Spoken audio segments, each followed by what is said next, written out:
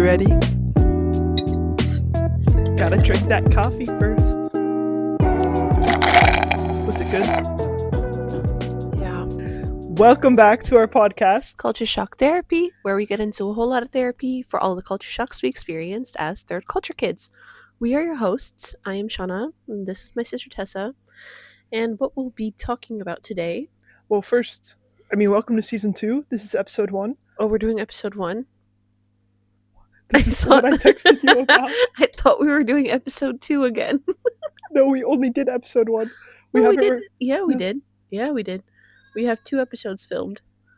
But it's been so long in between. Oh my lord, what was so bad. But yeah, no, we're gonna redo episode 1 because I feel like we were so dead when we filmed it, and that's not how I want to start the season. I am even more dead than I was back then, but let's go for it. We're sitting outside. Yeah. So as you noticed, we once again have a different background. We are still at my house, but we are in what the Dutch call a heat wave right now. It's been above 30 degrees for a few days, and it's only going to get hotter the next few days. Celsius, 30 degrees Celsius, yes, for like important. Our American listeners. Yes, I always forget that. People think in Fahrenheit. So it's hot, and we're sitting outside because it's cooler here, and we have shade. And I got a new lounge set, so we're testing that out. So comfy. So welcome. We have been MIA for a little while. We were going to take a break because of the holidays. Yeah. We took a break with the holidays, and then I renovated the house, and we moved, and temporarily. And then I felt like life just kept happening until we were like, okay, we really got to get started now again.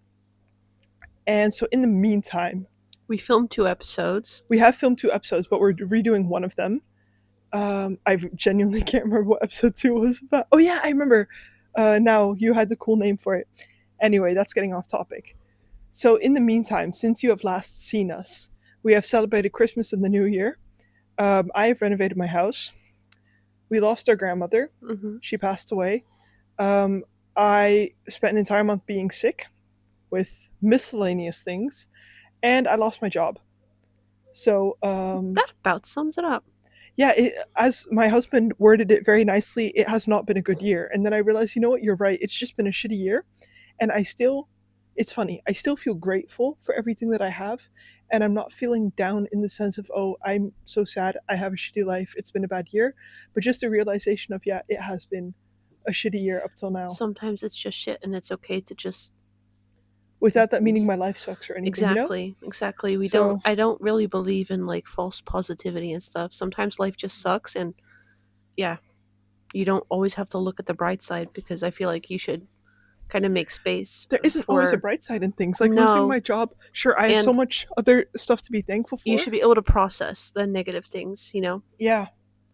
So that's been my life. How's your life been the past 6 months? Yeah.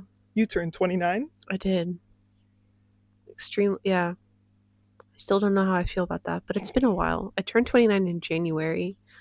Mind you, after that, I moved away for 2 months, and I just didn't see her. Like, the moment the podcast stopped, I stopped seeing her. Yeah, I had this thing of, like, out of sight, out of mind, which is, like, not out of sight, out of my heart, but, like, It's kind of hard to imagine that you're still, like, here, Wow. I mean, other than, like, our Snapchat streak, which is, like... 532 days right now, Yeah, we're doing really... That's, like, the one thing in my life that I've been really, like, consistent. Committed. Yeah. So we also celebrated Bo's first birthday. What else? I decided to stay at my job, got that figured out, which is really good. I'm really happy about that. Yeah, other than that, it's not been very eventful, I feel. Just kind of going through the motions. Yeah, working, living, eating. Eating is very important. Cooking good food. I love good food. Oh my goodness.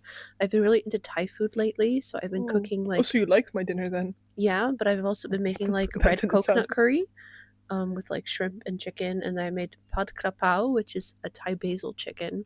So to get a picture, she will cook delicious food, send us photos, and then proceed to not give us any food. I find that very satisfying. I want the recognition of that looks absolutely bomb. Oh yeah, and we celebrated my birthday. We cooked really good food. Yes, you cooked really good food. I didn't do anything. I just ate it. That was good too. Sorry, it made me think of it because of food. No, but valid. I also got a few new coworkers, one of which I know for sure has listened to a few of our episodes and one of your new ones. Yeah. Oh, that's cute. So appreciate that. But I really like them. Low shout out. Yeah, and we get along really well, and they make the day-to-day like really fun, and we laugh a lot. I feel like that makes such a big difference. Yeah, and they're my age too, so it's like that helps. Yeah, and they kind of think the same way that I do, like with like just like life stuff in general. Yeah. So I can make I can just be very open and vocal about my very dark and oftentimes inappropriate humor, and they like appreciate it. I don't have to filter myself constantly, which is nice because like I honestly feel like it makes such a difference when you have good colleagues that you click with and you have fun with. The ones that like borderline friendship or just become friendship. Mm-hmm. That's one thing I'm nervous about in looking for a new job, if I'm gonna find that. Literally, we made a group chat, and I won't say it like on the podcast because it's like questionable like ethically, but it's not just you mentioned it's not just questionable, it's just flat out I don't know the English word for it. Vulgar. I think that would sum it up pretty well. So I'm really thankful for that. I mean, my other coworkers, I mean, I'm still like they suck. No. I'm still like, I like them and I get along with them, and like that's all totally fine. But I'm just really glad with these two new additions, and that we're like, okay, people like my age and we kind of think the same way and stuff like that. So we just kind of bond on a different level, and we're all tattooed and we all smoke. So it's just like, ooh, that's a nice clique to be in. Yeah.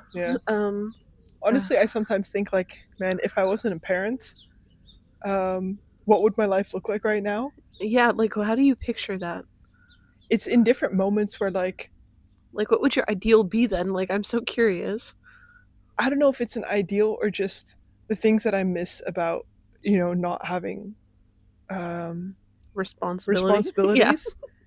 Because my kid is a very big reason that I don't smoke. Mm-hmm. And I know that my husband really doesn't like it, but he never liked it, and I smoked our whole marriage until or relationship until we had Bo. Until you found out you were pregnant with Bo. Yeah, no, that's what I mean. Yeah. Did not smoke during the pregnancy. The entire pregnancy. No, just kidding. No, don't do that. I feel like I'd be freer in that, and just like the spontaneity that of your plans. Now it's always checking the calendar.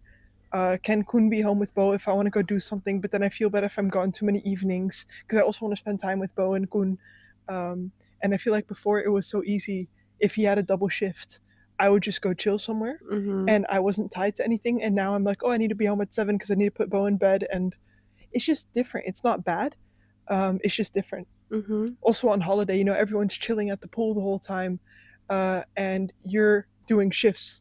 Because one of you has to be with your kid, and anytime he would be with him and he would say like, oh, you need to go chill now, just go have fun, I would be listening like, oh, is he crying? I feel bad that I'm enjoying myself while he's like taking care of stuff. That's one thing, like when I think about like, I mean, I really do want children, but like if I think about how often like during the weekends or in the evenings after work, like how I'm just like bed rotting, just trying to process the day, and disappears.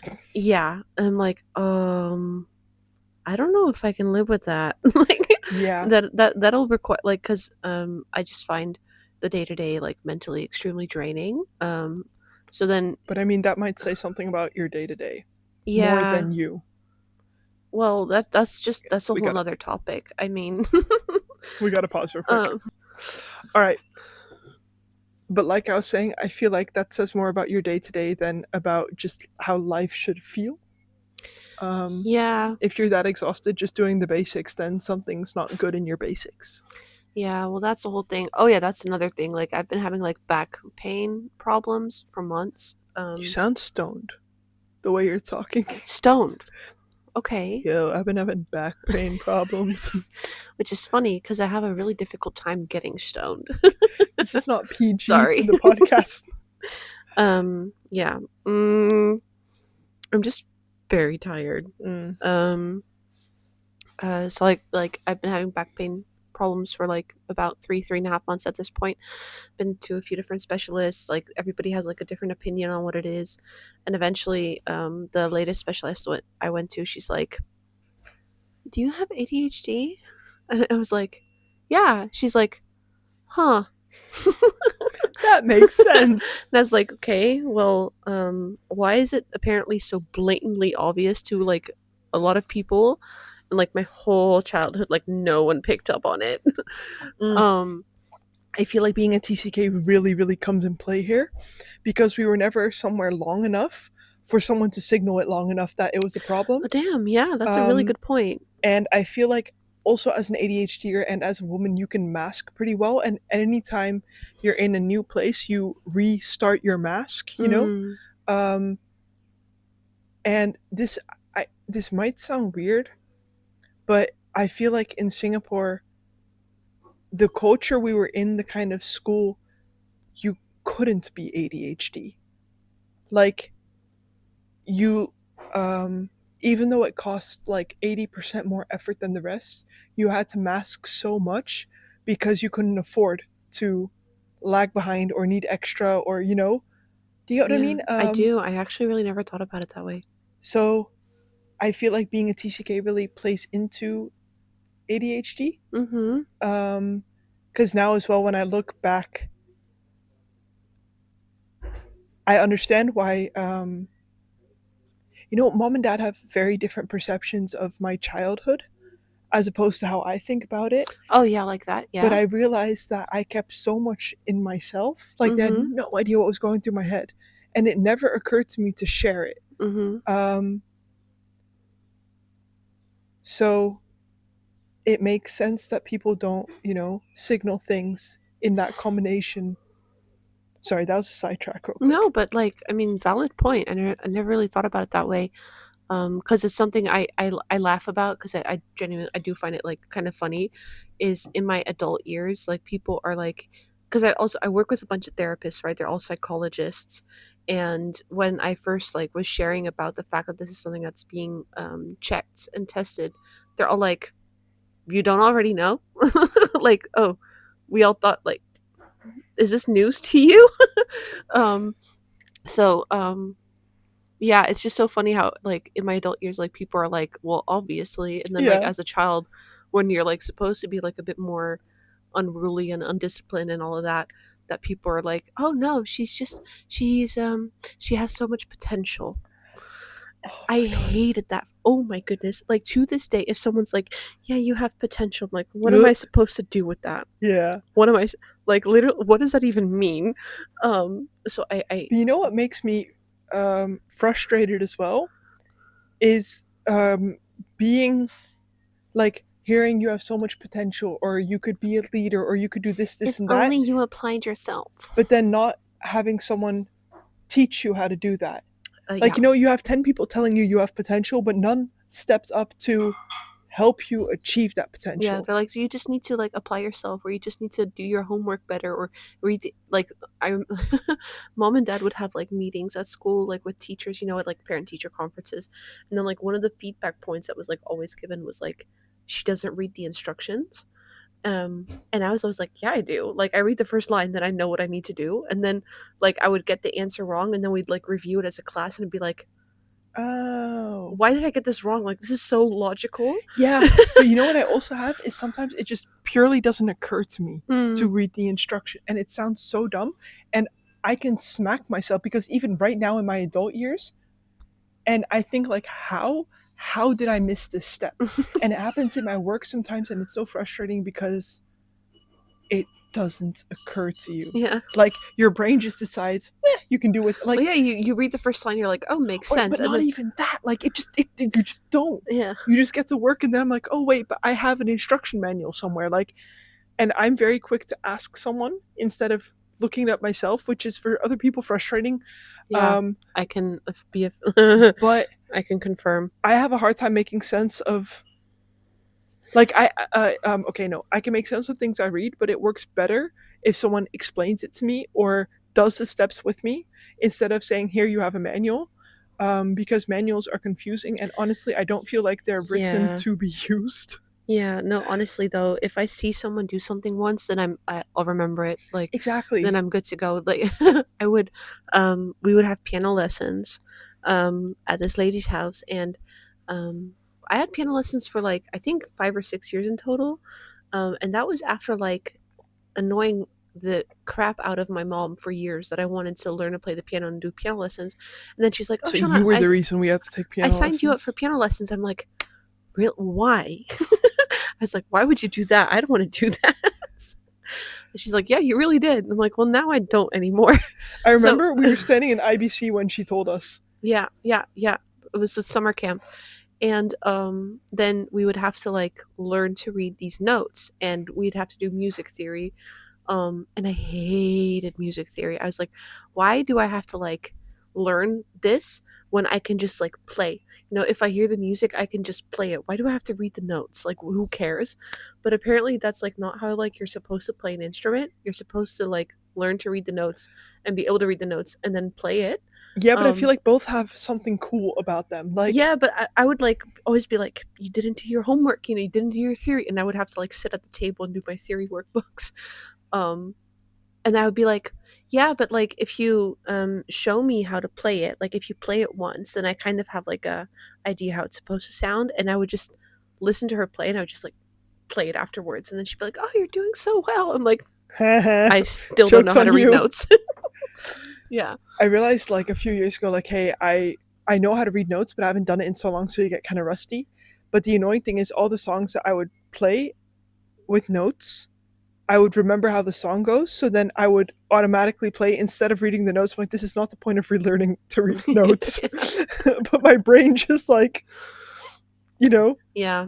I once went to a convention in Malaysia where we had to do like we had to sign up for like 5 activities or something, and one of I them remember that. I could do. Yeah, like anywho, Yeah, different I've never story. seen someone have so much stress about going to a convention. That's supposed to be fun. Yeah, it wasn't really, but one of the things you could do was play a piece on the piano, and but it was only allowed to be Christian music, and I was like, who cares? It's piano music, like what does it even matter? But anyway, that was like a requirement, and because I couldn't read notes, and I had composed a thing myself, based off of a Christian like a church song, I had made something myself of it. They had to send my recording, like a classmate had to send my recording of my piece to a like valid like piano spaler, wow, valid piano player, to translate it into notes so that the judges could follow if I was playing correctly. So that she had to make like a sheet with all the musical notes on That's so it. funny. I didn't know that. Yeah. Didn't work, by the way. It was a hot mess. I played the piece, was completely disregarded, but that's totally fine. I really don't give a shit. What do you mean totally disregarded? The notes weren't matching up, so they're like, yeah, disqualified. Yeah, but I don't even know why I was sharing the story, but that's like the lengths I would have to go to like compensate for the way your brain works. Yeah. Yeah, I feel like it'll be interesting to like later on do an episode on this. Yeah, because like if I hear the music, I can see how it needs to be played. Yeah. Your But brain just really pictures things differently and processes it differently. And I feel like that's also a really cool strength to have, but that it also it's inconvenient. Yeah, I mean, I feel like it's such a cliche, so I almost don't want to say it, but being neurodivergent in a world made for neurotypicals is just difficult sometimes. And I say that with like, because I've heard that way too often, also as an excuse. And I don't want to use it as an excuse, but it does have. But it creates funny stories sometimes, I guess, like this with the piano, and yeah, you know, exactly. like with the instructions, how mom and dad would always like tell me like you need to read the instructions better, or the endless potential thing. One teacher did, however, ask mom and dad if I could get tested for ADD, but the reasoning was just very bizarre. She was bad like, at math. We were doing like pre-algebra, and I hate math. Like I'm not good at math. There was one teacher that I excelled in maths with, but with every other teacher, I'm just like, I don't get what this is on about. The pre-algebra, and I didn't see the point. I didn't understand the concepts. I was like, this is all bullshit. I'm never going to use this in my life. So I couldn't grasp it. Do you remember graphing equations? Yeah, like why? Anywho, so she asked mom and dad to like get me tested for ADD because she's like, yeah, I have some serious reasons to believe that she has ADD and she should get that tested. And mom and dad are like, why? She's like, because she's bad at math. And I'm like, what? Honestly, like, looking from the perspective of my job right now, I would laugh so hard if I got this request. Because firstly, like, we sometimes have parents that come in like, hey, school wanted us to come in to get ADHD tested. And we right away say, we're not going to do that because school has their own monies to fund whatever help they need. Yeah. You don't need a label to get help. And we don't test kids very quickly. Like, there's a certain criteria you have to go through first. You should also let kids kind of develop a little bit. Like, eventually it could be very helpful, but I don't think it's helpful when kids are like 5 or 6 to like get them tested. That's why when what do you call it? So now there was a time where we like over medicalized a lot of things and tested kids the moment that they show like 3 symptoms, we'll test them. And now we're working much more in, okay, let's just say you have ADHD. Which symptoms do you have and how can we deal with that and teach you how to be well, yeah, like that you can learn and that you can be productive. Like strong holding, steadfast. How can you still function in life without necessarily getting a label? And we only get the label when we see that, hey, we've tried multiple things and this kid still is really struggling at home and at school, and it's what do you call it? Hindering their life and their development, then of course we will test. But it's not anymore our first go-to. Yeah. And I feel like that change has been good. It's difficult sometimes because parents come in and they want a label because they want to justify behavior. They want to medicate their children just so that they're not an inconvenience. Yeah. And be able to say, oh, it's the ADHD instead of no, everybody still has their own responsibility, including you as, you know? I find it so annoying when people not only like make it their personality, but like it becomes, hi, I'm Tessa, I have ADHD. Yeah, but like it becomes them. It's like no, like whatever it is, whether it's ADHD, whether it's autism, whether it's dyslexia, you know, whatever kind of divergence that there is, it's a part of you. It is not you. Like, you are not ADHD. You are not dyslexic. You have dyslexia. You have ADHD. It's a part of you, and you know it can take a big chunk of your learning process and your academic process and your self-esteem, kind of. But I really kind of have an allergy towards people who make it like their entire personality. It just made me think, like this afternoon I was talking to our gedragswetenschapper, behavioral therapist, I think, for a case, and we were saying how like the kind of organization we need, that they're all very Christian. And I said, yeah, but how Christian are they? Is it, hi, I'm Tessa, I'm Christian? Or is it just like it's in their values, but it's not so in your face? And it made me think of, do you remember that one mom at our school? We got a new kid, and I'm just going to use a fake name. She's like, hi, I'm Rachel, I'm an atheist. And that's how she introduced herself to one of our teachers. I do not remember that. Okay, I'll tell you after the episode then. But it just made me laugh. It made me think that. But I feel like this episode is a perfect, once again, kind of like how our episodes go, because I have a title name in my head. What is it? A neurodivergent entrance back to culture shock therapy. I like it. Because the point of this episode was to tell you where we're going to go this season, and we have not spoken about that at all. We don't know where we're going. No, we do. We have a constant roller coaster changing directions, and you just kind of hope you don't get yeeted off the roller coaster. Okay, Shauna is feeling a little bit existential tonight because she's tired, so just kind of like whatever you hear from her, dampen it. But welcome back. We're happy to be back. I'm excited. I mean, I know you're feeling kind of dead, but I'm genuinely excited. Good. That makes one of us. You're excited. We're too. like we're balancing. Right you're the energy today. I am the death. Not. Yeah. But to give you a little hint, this next season we're going to be talking about, or the theme will be a bit family. So we're going to have some family members on, talk about what it does in your family as a family to grow up the way that we did. And our mother also grew up as a third culture kid because she grew up in the Caribbean. Yeah, and Dad, even though it was mostly Holland, moved around a lot as well. So we all have like if you have a Venn diagram, we all have like overlapping pieces. Yeah.